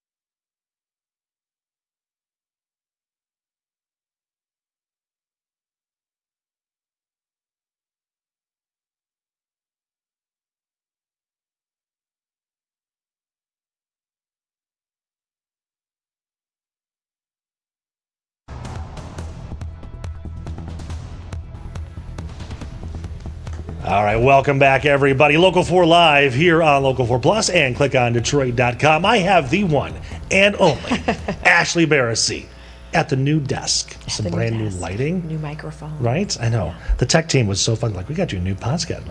Oh, this is a fancy podcast microphone. Okay, on a serious note, weather could be an issue today. Air quality and these scattered storms you're talking about, really not impactful. I guess could be, depending on what they turn reach into. Severe limits. Yeah, I mean, it's just inconvenient more than anything. Yeah. One of those days where you're dealing with the Canadian wildfire smoke again. Afternoon storms could kind of literally dampen some of those evening plans for whether it's Little League baseball, golf night, whatever it might be. And then hot and hazy as we go into midweek. So certainly tracking some pool days ahead, but this lingering smoke is going to impact that air quality. Even with a little bit of a breeze around, it's not helping us out. So air quality will be reaching unhealthy limits for sensitive groups as we go throughout the day today, all from the Canadian wildfire smoke. Air quality across the area this morning, moderate, but I would expect as temperatures rise, few breaks in the clouds, and we're going to start to see some of that populate a little bit more into that unhealthy category. Downtown Detroit, you can see not just cloud cover, but it is kind of just hazy out there. Gives it more of that gloomy feel, even though we're actually going to have a few breaks in the clouds later, but you can see how that smoke layer, it's actually that light yellow there on the map, will be a bit thicker into the early part of the afternoon before we push that off to the east. So your forecast planner for today, mid-upper 70s, pretty seasonal start to the week, but after about 5 or 6, you could see some of those scattered storms firing off. And so as this cold front pushes through, we're tracking that upper level low up to the northwest and the instability in the atmosphere. So let's break down what we have here. Marginal level 1 risk for strong to severe storms from Sandusky towards Ann Arbor and to the northwest, that dark shade of green on the map. And that's going to be after 3 o'clock this afternoon, but better time frame about 5, 6-ish.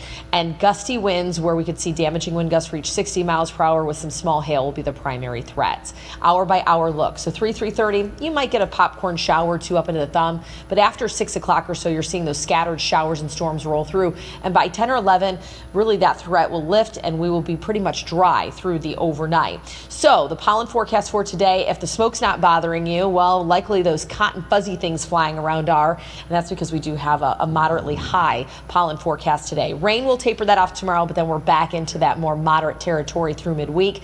Now, temperatures do rise into the 80s by Wednesday and Thursday. So that's going to be the pick time to hit a pool or a lake, especially Wednesdays. We're trending drier, but a chance for afternoon storms on Thursday. Off and on chances going into the early part of the weekend, but we fall into the mid 70s. I won't complain about the possibility of storms because I see 80s in the forecast. That's right. And at least one of those days where we don't have rain with the 80s, so you can enjoy it. Perfect. Now we just need to find somebody with a pool. We got to call Jason Coldwarp. That's right. Yeah, he has one. We'll find Jason. All right, Ashley, thank you so much. Taking a live look over New York City right now. We're going to take a deeper dive into the trial of Sean Diddy Combs. The details being revealed in court as they get underway again this morning. We'll be right back.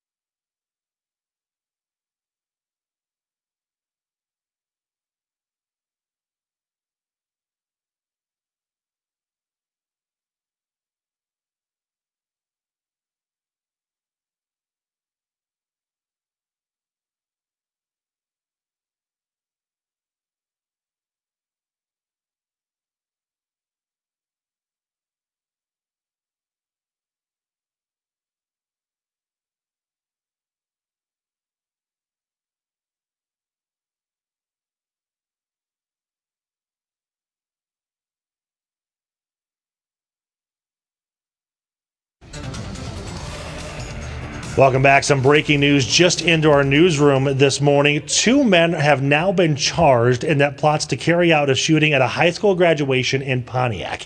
20-year-old Jamarian Hardiman and 19-year-old Davion Whaley are facing gun charges. The prosecutor's office says they got into a fight at the United Wholesale Mortgage Sports Complex during the Arts and Technology Academy of Pontiac graduation. Police later found loaded weapons hidden underneath their cars. It's unknown if either man attended the school at some point, but investigators say they had been in an ongoing fight with people that went there. Taking a look at national headlines this morning, a live look at New York City right now where the trial of Sean Combs continues in its 19th day in court in just a few minutes here. We're actually coming off the heels of Friday's court testimony where a victim using the pseudonym Jane described her relationship with Sean Diddy Combs in graphic detail. That detail included the drug and sex-filled hotel nights where she says she felt obligated to have sex with multiple entertainers at Combs' direction. She'd said some of those entertainers were brought in from other states, even meeting them on a trip to Turks and Caicos. The prosecution Friday pointing to multiple texts in which she told Combs she wanted the hotel nights to end. Now, prosecution noted one of these texts reading in part, "I don't want to play this role in your life anymore. It's dark, sleazy, and it makes me feel disgusted with myself. It's the only reason you have me around and why you pay for my house." That trial, again, should be picking up today in just a few minutes. The witnesses, known as Jane, is expected to return to the stand. Prosecution says her testimony could take all day long today. All right, so we're going to look back at New York City, this time at the stock market, going to be opening here in about 2 minutes. We'll take a closer look at the headlines of the day and today's market when it opens back up.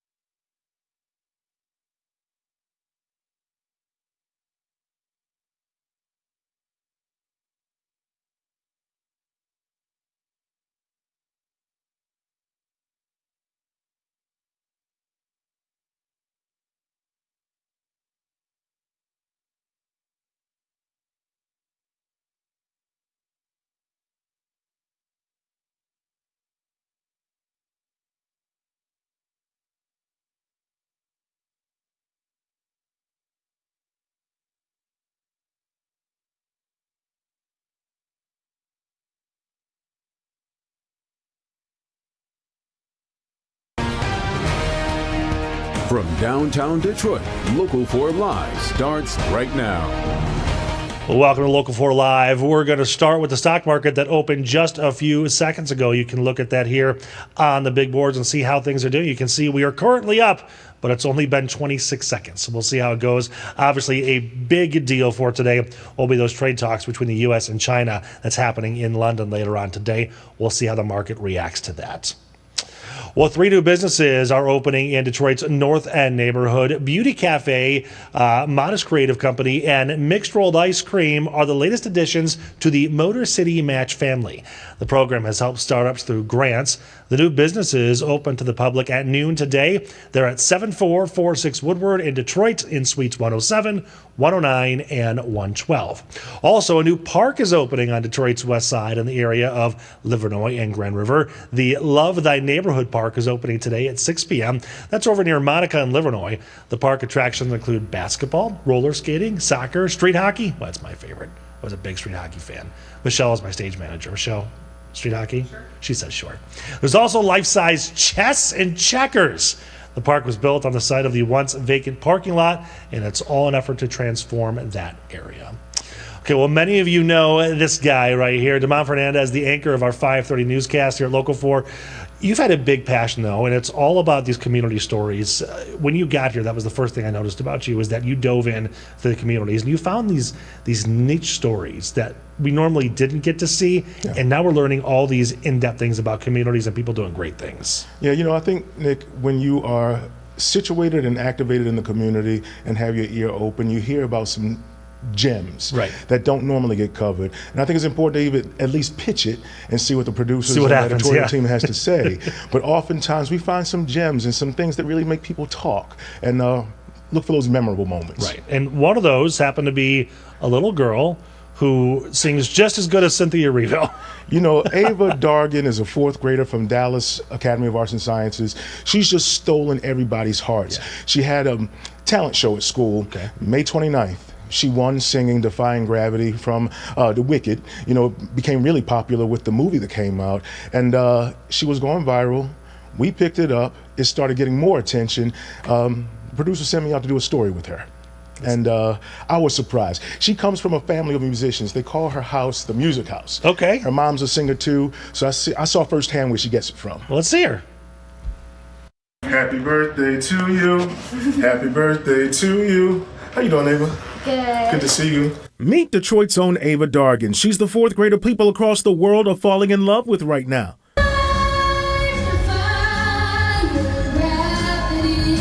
Since video of Ava belting out a rendition of Defying Gravity from Wicked during her school's talent show began going viral. I think I'm walking with probably one of the most popular ladies in Detroit right now. You are going viral. How's that feel for you? Exciting. The 10-year-old's talented voice helped her win first place in Detroit Academy of Arts and Sciences' May 29th talent show, and now she's capturing people's hearts online. How special is music to you?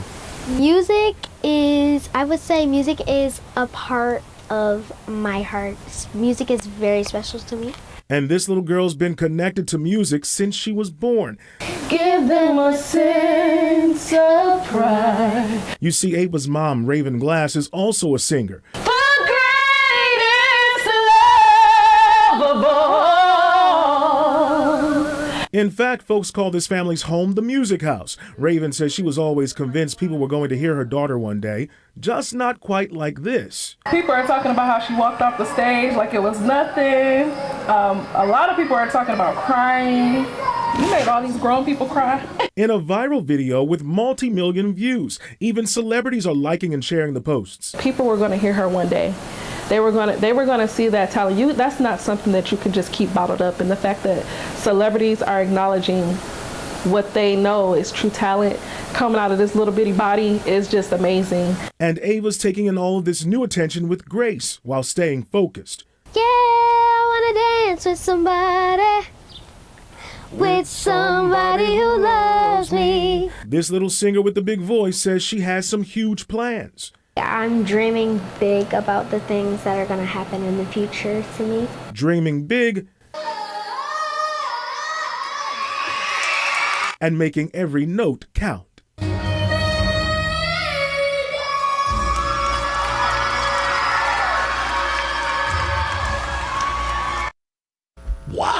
Yeah. Wow. Okay, first of all, I noticed that there seems to be a Whitney Houston theme in that house, right? Let me tell you something, man. They love a lot of Whitney Houston. When I asked Ava who are some of her inspirational artists, she told me Whitney Houston, Anita Baker, Michael Jackson. You know those artists from the 1900s is what she told me.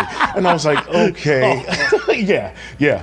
And that's considering she was born slouched in the chair like, oh, I'm a little older. Right. But talk about dreaming big. She dreamed so big. She always wanted to meet Cynthia Erivo, and she had the chance to do that, Nick.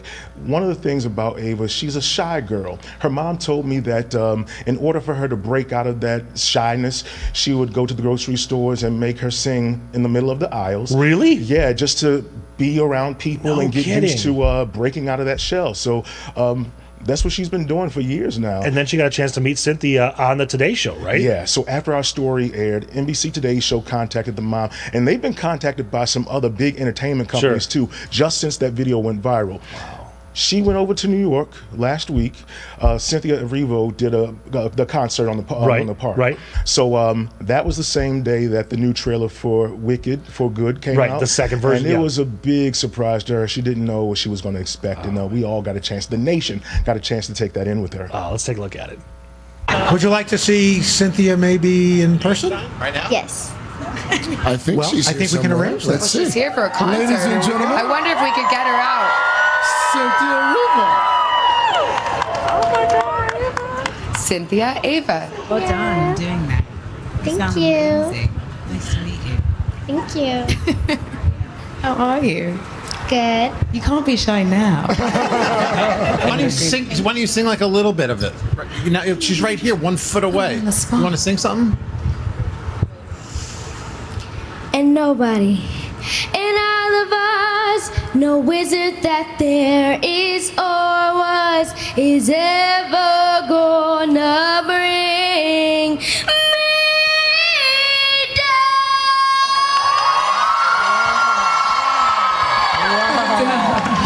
Amazing. You got goosebumps. I got goosebumps. Oh, well done.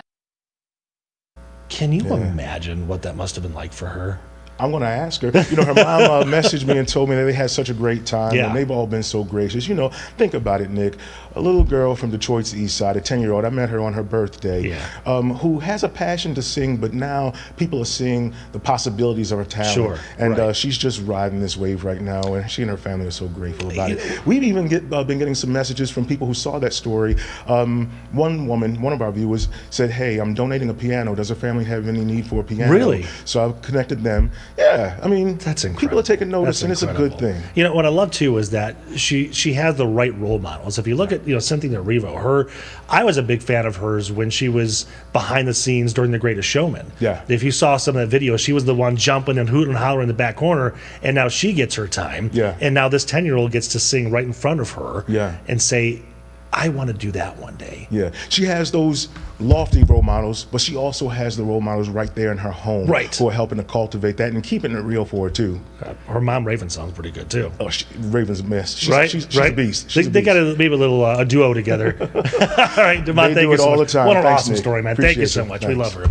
Okay, increasing college costs paired with a skilled trade shortage have many students looking to careers like HVAC.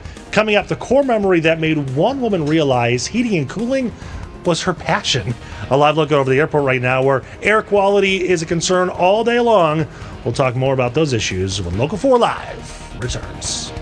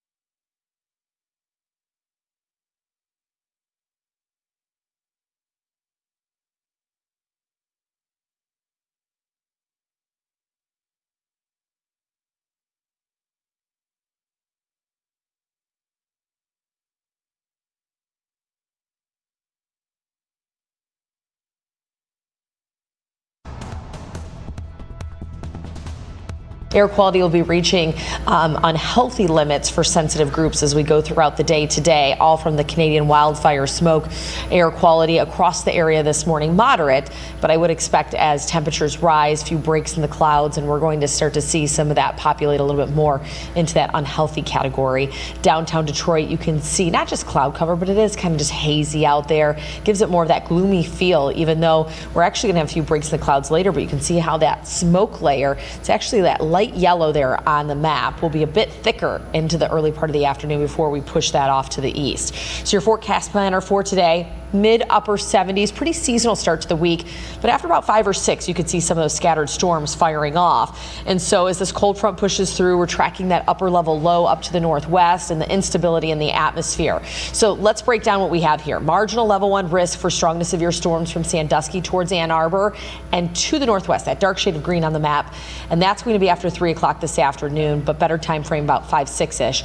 And gusty winds where we could see damaging wind gusts reach 60 miles per hour with some small hail will be the primary threats. Hour by hour look. So 3:30, you might get a popcorn shower or two up into the thumb, but after 6 o'clock or so, you're seeing those scattered showers and storms roll through. And by 10 or 11, really that threat will lift and we will be pretty much dry through the overnight. So the pollen forecast for today, if the smoke's not bothering you, well, likely those cotton fuzzy things flying around are, and that's because we do have a moderately high pollen forecast today. Rain will taper that off tomorrow, but then we're back into that more moderate territory through midweek. Now, temperatures do rise into the 80s by Wednesday and Thursday, so that's going to be the pick time to hit a pool or a lake, especially Wednesdays. We're trending drier, but a chance for afternoon storms on Thursday, off and on chances going into the early part of the weekend, but we fall into the mid-70s. Ashley, thank you so much. Detroit was built by the hardworking hands of bricklayers, ironworkers, plumbers, electricians, carpenters, the list continues. But as college gets more expensive and more tradespeople will retire, we've hit kind of a turning point. That's why here at Local 4, we've launched Trade Up. This is a statewide effort to highlight the hardworking tradespeople of Detroit and show opportunities in these really great careers. One local company is leading the way. That's CNC Heating and Air Conditioning. They're showing why skilled trades matter and making a big push to bring more women and young people into the field. Here's Kimberly Gill. I get 2 reactions. I get one where it's, oh my gosh, you're a woman, that's just awesome. And one's like, oh my gosh, you're a woman. At just 20 years old, Kelly Tran is already making service calls, solving real-world problems, and building a future for herself, one heating system at a time. I just love what I do. Kelly is a technician at CNC Heating and Air Conditioning in Roseville. She's been on the job for just a year, but the story of how she got here starts much earlier in 2020 when her family's furnace failed, leaking carbon monoxide. If my mother didn't shut off the furnace or tell my dad to shut off the furnace, I wouldn't be here today. That dangerous day planted a seed, and now with training and passion, Kelly is turning it into purpose, doing the very work that once saved her life. I'm checking your heat exchanger, making sure those aren't cracked or anything. We're taking temperature differential, and that allows me to see how much heat your furnace is producing. As part of our Trade Up series, we're profiling people like Kelly to challenge outdated ideas that college is the best way forward. So my original thought was dermatology.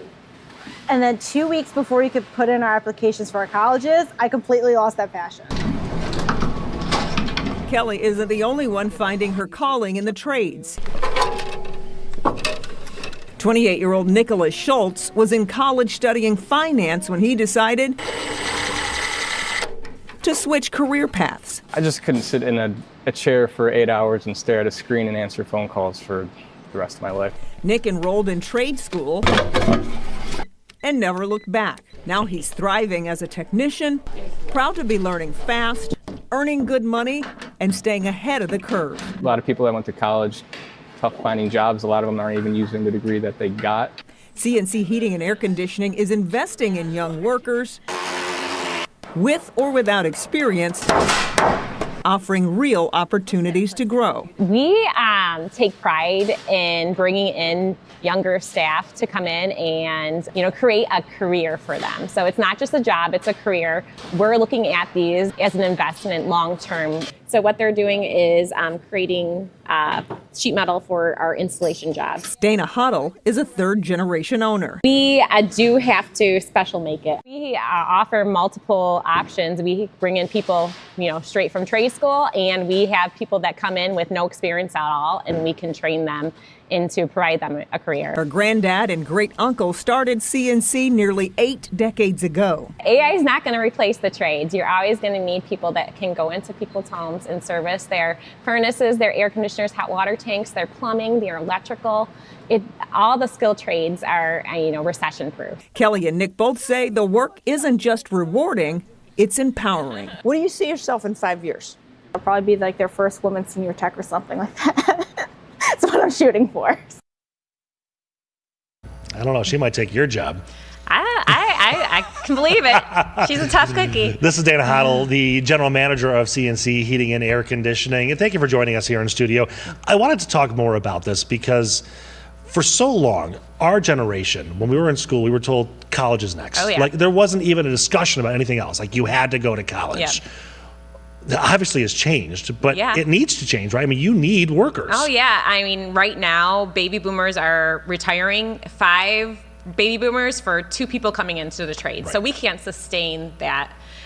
So really what you guys are doing, the education that we're providing, the exposure for the trades to bring in this next generation and provide them careers and opportunities is what we need to do. Right. I mean, obviously, not to make this sound bad, but there's a little selfish incentive for you because you get great workers out of it. You know yeah. the type of worker you get when they go through a program like Yep. yours. But across the board, whether it's HVAC or plumbing or electricians, we need all of these people, Yes, don't we? yeah. It would sustain our economy and provide services for everyone's homes. We need to do this. So if I am a high school student and I'm thinking maybe a trade is for me, what would be a step? What if I wanted to come learn from you? What do I do?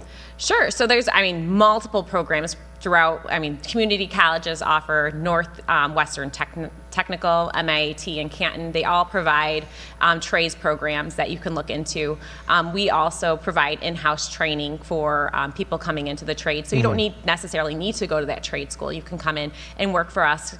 Pretty much go through an apprenticeship program, and you can decide what path you want to go to. Do you want to do installation, service? There's multiple opportunities for. So they've got options. They can come and learn something they actually are interested in. Absolutely, and work with their hands. A lot of people, schooling is just not for them, and it's kind of scary thinking about going to school. And Right. Some people are better at working their hands, and this gives them that opportunity to do so. And again, when we were in high school, there was such a stigma about blue collar jobs. Do you think that's gone away now, or is it still there a little? It's still there, but I think with the education that a lot have provided, a lot of social media has provided education to people about the opportunity in the trades. Sure. And with that, people are losing that stigma that we previously had. Right, especially because we need them. Yes, exactly. Yes, absolutely. I know we can't go. It's different for everybody. But how much can I make? And I know this is a difficult question, but I can make a decent amount of money. Oh, right? yeah. People, are making upwards over 6 figures. So there's a huge opportunity in the trades if you can communicate with customers and you can become that senior technician that can do lots of repairs. There's a lot of opportunity. These are over 6-figure jobs. They can go up to 6 figures. Really? Yeah. Okay. Yeah, absolutely. Awesome. Okay. Dana, thank you so much for your time this morning. Appreciate it. Thank you for having me. And thank you for training people. And continue to do what you guys are doing. It's a great thing. We're trying. We need those people. Yes. I can't get under my sink and fix it. I don't know how. All right, Dana, thank you so much. So much more to come here on Local 4 Live. We're going to break down the numbers from this weekend at the movies. Plus, Kim DeJulia was going to join us live in the studio with a new hat on. She's left the newsroom. Now she's part of Live with the D. We'll talk to her when we come back.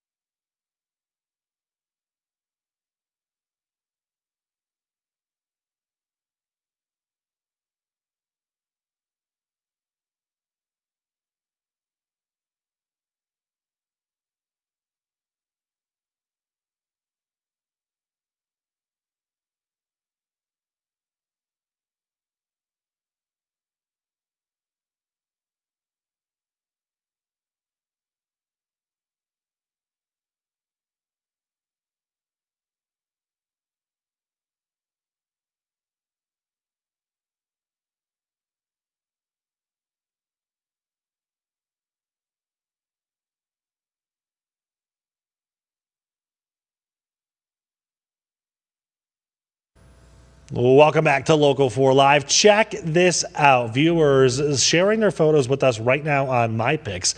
This was sent to us just a couple of hours ago from Michael Chait up in West Bloomfield. He took this photo of the Canadian wildfire haze sunrise over West Bloomfield today. That is a crazy photo. Well, anybody can submit their pics under the MyPics tab over on our website at clickondetroit.com. Okay. It's Monday. That means we're going to take a look at the box office from last weekend. The top movies of the past weekend. It was a bit of a slow weekend for the movie theaters, but some interesting numbers nonetheless. Lilo and Stitch still dominating the box office for the third weekend in a row, earning itself another $32.5 million, making its total revenue almost $336 million. But a brutal opening weekend for the newest film in the John Wick franchise. Only pulled in it's weird to say only pulled in $25 million domestically. It's currently sitting at a 94% audience score on Rotten Tomatoes. However, the financials are not very reflective of that score. Mission Impossible: Final Reckoning earning itself another $15 million almost 1 month into its release. And the Karate Kid Legends adding another $8 million to its low domestic earnings of $35 million less than 2 weeks after its release. Well, guess what's coming up here very soon? This awesome show with these two awesome ladies. But first, let's talk about Live in the D with Tati and your new co-host, Kim. How cool does that sound? So cute together. All right, so what's happening on the show today? What's not happening? First of all, for me, I get to say Kimmy is finally here as my new co-host, and I expect us to do great things together and have a lot of fun doing it. I'm really excited. Now, I'm a little jealous because don't you get to go out in the community and try food and check out cool places and do all these really neat things? We do. Yeah. Yeah, we do. That's what it's all about. Yeah. I mean, it's our Kim's duty. like, I get to get paid to eat food. I'm taking that job. Yes, that's not just Feed Kim Friday anymore. It's Feed Kim every day. No, it's really cool because we're co-hosts, but we're also producers on the show. So we're producing a lot of segments, going out doing packages. Yes, and it's our duty to try out these places, and not just restaurants and food and things like that, but it is also events that are happening, and we get a deep dive into what's happening all around Metro Detroit so we can let people know about it. You know, I was so sad because I'm like, I'm not going to see Kim anymore. And here's Kim right in my face again. Oh, you're going to be seeing a lot of me. You can see Kim Monday through Friday at 11 a.m. 11 a.m. Live on the D, right here on Local 4. All right, Yes. thank you so much. One of the best parts is that the studio now is utilized so much because of our new show that we're going to be seeing each other every day. Exactly. You got to come and record all your stuff. Never. Never. Nick is always great. Thank you, Nick. Thank you. Good to see you both. All right, well, that was it. Our brand new show, Local 4 Live, 8 to 10. We're going to be back every single weekday. We're going to take weekends off to bring you the biggest headlines of the day and those all-important conversations. More news and weather streaming next on Local 4 Plus. And don't forget, Live in the D at 11 on Local 4. Make it a great Monday, everybody.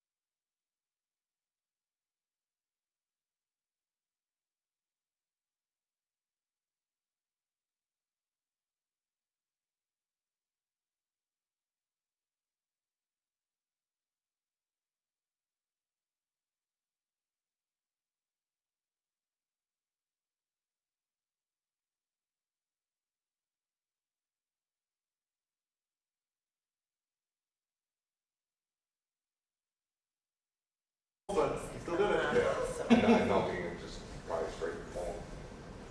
He was standing at the bottom of the lift. Jimmy did it. So. Good. Good.